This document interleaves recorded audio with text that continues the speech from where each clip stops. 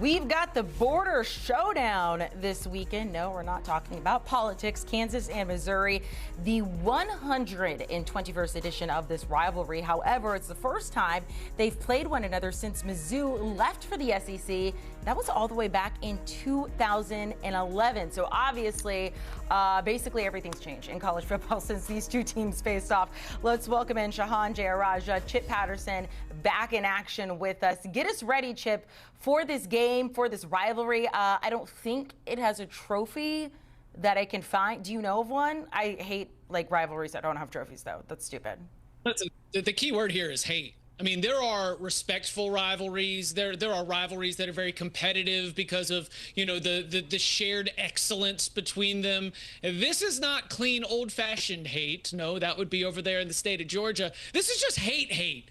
These two fan bases absolutely go at each other's throats. Now, naturally, they've had tons of epic battles as Big 12 foes back in the day. A lot of that coming in basketball whenever Missouri has been trying to punch up. But then also remember Chase Daniel, Todd Reesing. I mean, the amount of football times that we've got both of them running hot, it's always been incredibly competitive. And that's one of the things that I think a lot of people are excited about, because these two big state schools with a lot of alumni who share a lot of space in some of the bigger urban areas in that part of the country, there is just a lot of disgust and distaste for each other. How much of that bleeds over onto the football field, I don't know, but I'm sensing it'll be palpable in the stands.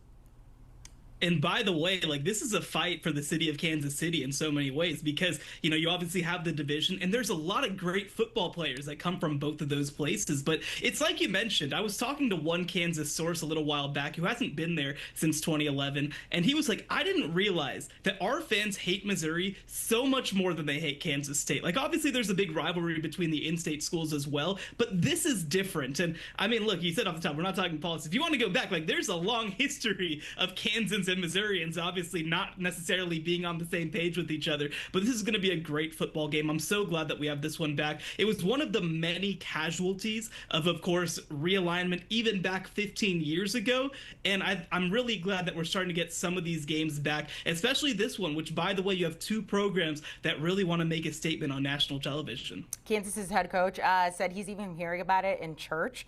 That's how much people are fired up for this game. Someone went up to him in church and said, kick their blank. They didn't even use the word bottom in church. That's how much hate is going on between these two teams.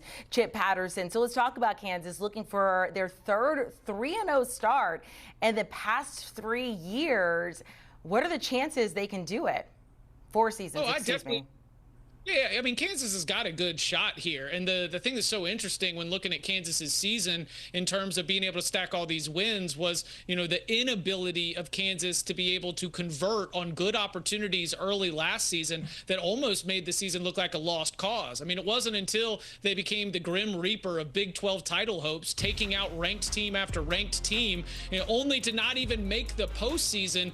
This whole 2025 for Lance Leipold was about bouncing back and showing that the standard that he is setting in Lawrence is a lot more of what we saw 2 years ago and not the 5-7 performance from a year ago. So if you can throw all of these wins into your pocket, that's only going to give you a better chance at a better win total at the end of the year.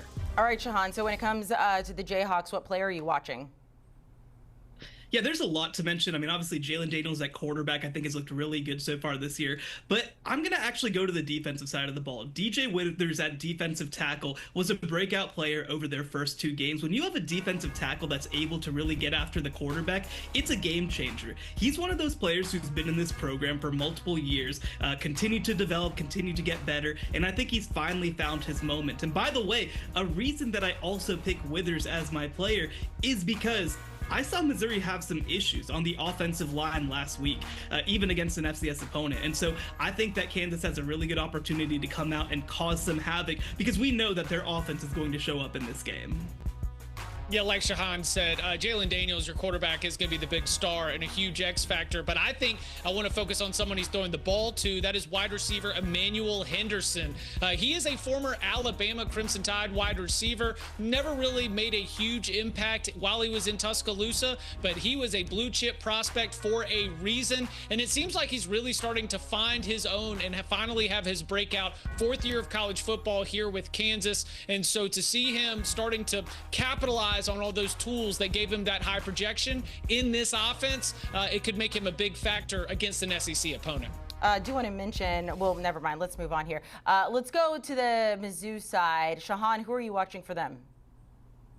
Yeah, I don't just want to get with the quarterback, but you kind of have to get with the quarterback here. Beau Pribula comes over from Penn State. People may remember that he left that team before the college football playoffs to get on campus quicker. And in his first game, he showed some of those tools that made Missouri so excited about him. He's a big-time runner. He's a big-time thrower. He's somebody who they really feel like can be a dynamic player in this offense. And even over the past 2 years, right? Like, I mean, with Brady Cook, you didn't necessarily have somebody who's punishing teams with his legs the way that Beau Pribula will be able to. I think that for Missouri, especially after losing some of their top receivers to the NFL, they're going to need him to be a big factor both in the pass and the run game to have a chance to be really special, especially, by the way, like I mentioned, with an offensive line that is still working through some of its pieces.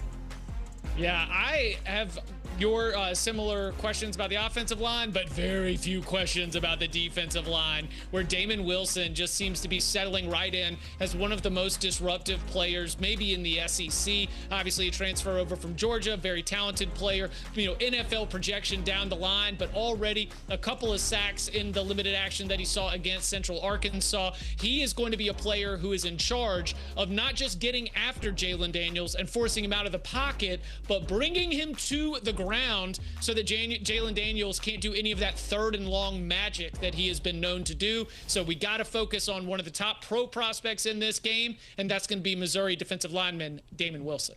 Gents, we appreciate it. Since this rivalry, I don't think, has a trophy, I would like to suggest like a trophy of like barbecue or something like that. I think it would be phenomenal. Chip and Shehan, we'll talk to you soon. Enjoy the games we've got coming up this weekend. College football, we are breaking it down all season long, going in depth on so many of these games. Make sure to scan that QR code and subscribe.